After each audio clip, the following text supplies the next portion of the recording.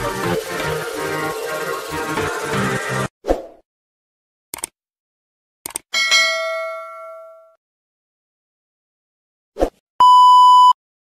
mata Datin Syahidah, selepas itu berjangkit ke mata Dato' Sri Alif Shukri.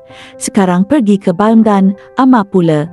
Ada tak cara yang boleh digunakan supaya mata keluarga Datin Syahidah kembali pulih dengan sebaiknya sekarang bok tudung, gunakan kaedah panaskan daun sirih dan tekapkan di mata.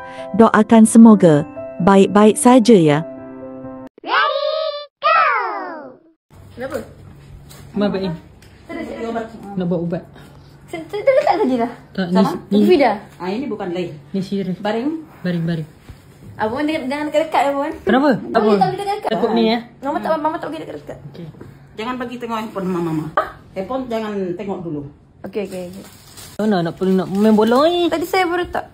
Fida baru letak tadi. Mal- Bapak mana pula? Moga.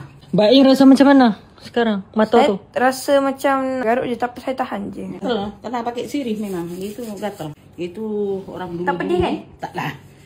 Orang dulu dibuat macam ni.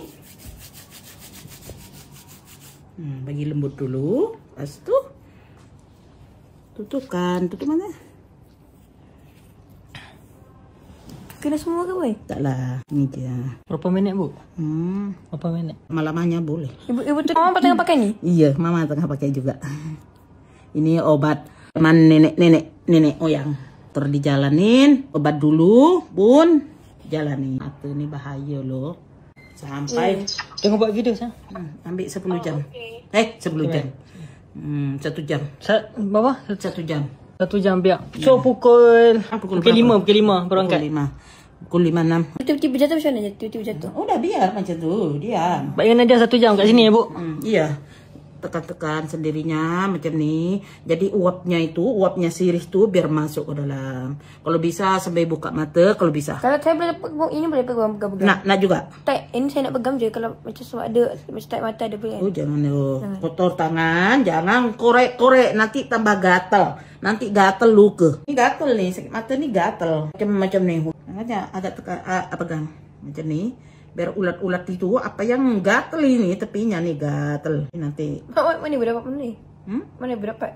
Janda baik lah, jauh nih tempat obat nih. Janda baik, dokter dekat dari rumah. Kalau sirih nih jauh tempatnya. Ini obatan. Itu obat dalam. Ini obat luar. Namanya obat dalam itu. Obat ke dalam. Ini obat di luar. Thank you for watching.